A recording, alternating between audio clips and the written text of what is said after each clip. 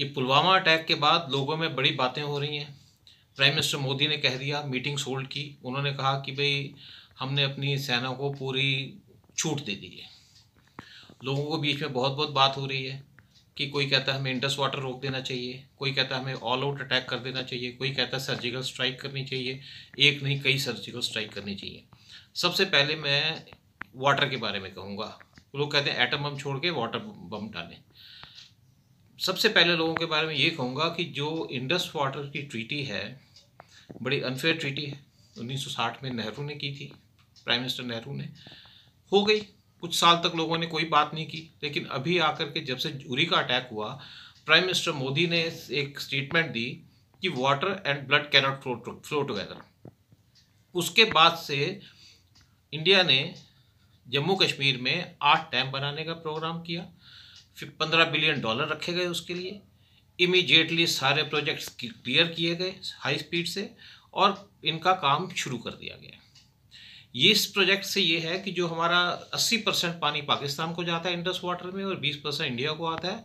20% में से आधे से ज़्यादा पानी जो है पाकिस्तान की तरफ चला जाता है इंडिया से। इन प्रोजेक्ट्स के थ्रू इस पानी को कंट्रोल किया जाएगा और एक्सेस पानी जो पाकिस्तान को जाता है उसको रोका जाएगा। अब अगर कोई लोग कहता है जी इंडस वाटर ट्रीटी कैंसिल कर दो, उससे क्या होगा? हमें मेन चीज़ ये है कि पानी रोकना है। पहले एक्सेस पानी रोकें, उसके बाद हम पाकिस्तान का दूसरा पानी रोकें। अब ये प्रोजेक्ट्स जो हैं ये स्टार्ट हुए आकर के 2016 में स्टार्ट किए गए जून के बाद से, और 2022 तक ये सारे प्रोजेक्ट क्लियर बन जाएंगे। उसकी वजह से जो हिंदुस्तान में पानी है कम, उसका भी भरपाई हो जाएगी। और उससे पहले उसके बाद in the mean time prime minister Modi ने एक किशन गंगा डैम का उद्घाटन किया था और उसके पानी का जो है उससे पाकिस्तान के पानी रुकने का बड़ा इफेक्ट हुआ उसके ऊपर। अब दूसरी तरफ से प्राइम मिनिस्टर मोदी ने एक और काम किया लोगों के कहने से पहले ही, कि अफगानिस्तान में 12 डैम बनाने के लिए इंडिया असिस्ट कर रहा है अफगानिस्तान को रिवर काबुल पे, जिसकी वजह से पाकिस्तान का बहुत सारा पानी अफगानिस्तान की तरफ से भी रुकेगा। पाकिस्तान इस टाइम वर्ल्ड की सबसे स्केर्स कंट्री है। जब पाकिस्तान इंडिपेंडेंट हुआ तो जो पानी को जो पाकिस्तान को जो हिस्सा मिलता था पानी का, आज वो 1/6 हो चुका है। पानी के पास पाकिस्तान के पास पानी रोकने का या स्टोर करने का कोई जरिया नहीं है खास। पिछले 40 साल से वो कोई डैम नहीं बना सके, डेवलपमेंट उस कंट्री में हुई नहीं, और उनको पानी 30 दिन का स्टोर करने की कैपेसिटी है। अगर इंडिया इस पानी, और सबसे लेस है वर्ल्ड के अंदर, अगर इंडिया उसका पानी रोकता है और इंडिया रोकेगा तो पाकिस्तान के अंदर भूखमरी पड़ जाएगी, टोटल ड्राउट सबसे। और पाकिस्तान पे इस भूखमरी का असर ये होगा कि पाकिस्तान की फसलें तबाह हो जाएंगी, बैरन लैंड हो जाएगी, लोगों को पीने का पानी नहीं मिलेगा और पाकिस्तान में जगह जगह राइट्स होंगे। ये पीएम मोदी ने लोगों के कहने से पहले ही कर दिया था। लॉन्ग टर्म स्टेप है, शॉर्ट टर्म स्टेप तो चल नहीं सकता। अब जहाँ तक दूसरी तरफ बात आती है कि सर्जिकल स्ट्राइक की, जब पिछली सर्जिकल स्ट्राइक की थी तो इंडिया ने उस टाइम पे की थी कि पाकिस्तान अलर्ट नहीं था। इस टाइम पाकिस्तान टोटली अलर्ट है। उस टाइप की सर्जिकल स्ट्राइक अभी नहीं हो सकती, क्योंकि हम अपने जवानों को नहीं मरवा सकते अननेसेसरी। पाकिस्तान टोटल अलर्ट है। उसने अपने जितने उसके मिलिटेंट्स थे उनको भी अपनी बेसिस के अंदर ले लिया। इसकी वजह से वहाँ पे सर्जिकल स्ट्राइक नहीं हो सकती। हाँ, ये ज़रूर है कि इंडिया ने अपनी फोर्सेस आगे माउंट कर दी हैं, हैवी गन्स लगा दी हैं, सब कुछ किया है। तो पाकिस्तान के ऊपर ये अपने टाइम से अटैक जरूर करेंगे, पोस्टों पे अटैक करेंगे। हमें बॉर्डर क्रॉस करने की ज़रूरत ही नहीं है।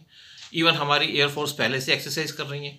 नेवी को अलर्ट कर दिया जाए, और मैं सोचता हूँ कि ऑलरेडी नेवी के कुछ हमारे शिप्स या सबमरीन्स पानी में उतर गए होंगे या उतरने वाले होंगे। तैयारी सारी तरफ से है। अब दूसरी तरफ बात आती है कि पाकिस्तान का आर्मी का और क्या तरीका है।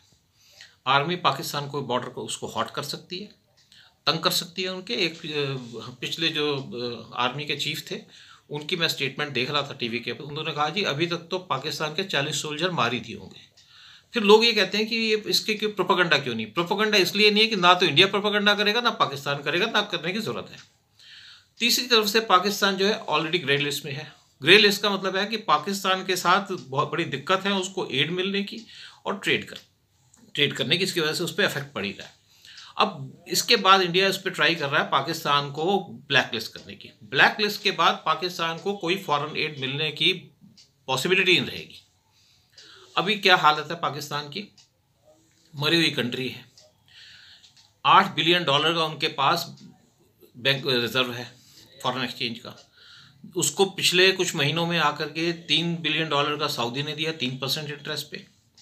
3 बिलियन का उनको जाकर के यूएई दे रहा है, जिसमें से 1 बिलियन दे चुका है 3% इंटरेस्ट पे। चाइना कहता है कि हम तुमको पैसा देंगे तो 5 से 7% इंटरेस्ट पे देंगे। पाकिस्तान के पास हर एक महीने का उनके पास $1 बिलियन का उनको लोन चुकाना है। पाकिस्तान बैंकरप्ट हो चुका है। पाकिस्तान अपनी इकोनॉमी को, इमरान खान तो बड़े कैपेबल आदमी हैं, आप देख ही सकते हैं, अपनी इकोनॉमी को रिवाइव करने के लिए 3 स्टेप लिए उन्होंने। पीएम हाउस की गाड़ियाँ बेच दी, भैंसें बेच दी। अब पाकिस्तान 80,000 गधे भेज रहा है, एक्सपोर्ट कर रहा है चाइना को अपने एसेट्स। उसकी वजह से $1 बिलियन मिलेगा उसको 3 साल के अंदर। चौथा, पाकिस्तान जो काम कर रहा है वो अपनी लड़कियां बेच रहा है।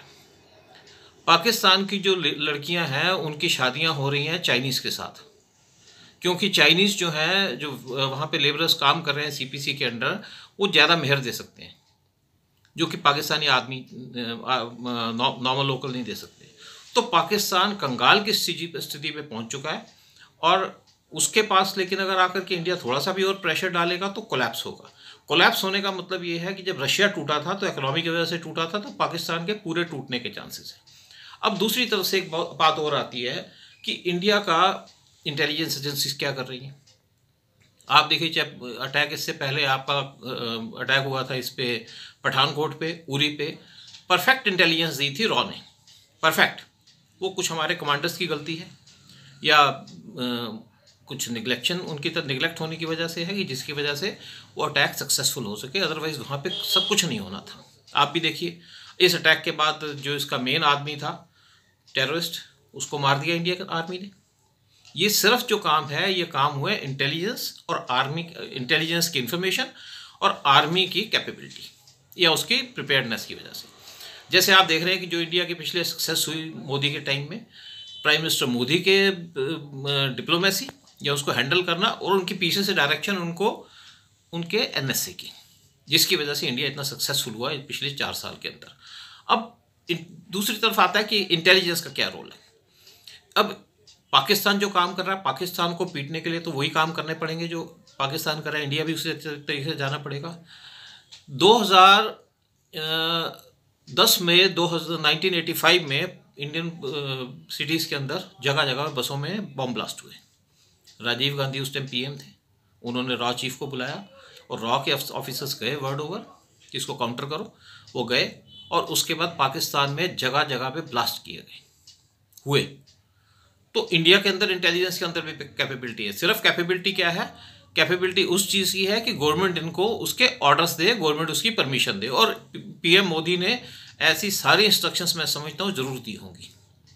और आप देखेंगे बहुत दिन के अंदर हमारी आर्मी को अंदर जा कर के मजूर को, अजहर को मारने की ज़रूरत नहीं है, या सईद को मारने, हाफिज सईद को मारने की ज़रूरत नहीं है। ये इंडियन इंटेलिजेंस बड़े इफेक्टिवली कर सकती है यहीं बैठे बैठे। तो इसका आप रिजल्ट्स जो है कुछ दिन के अंदर देखेंगे।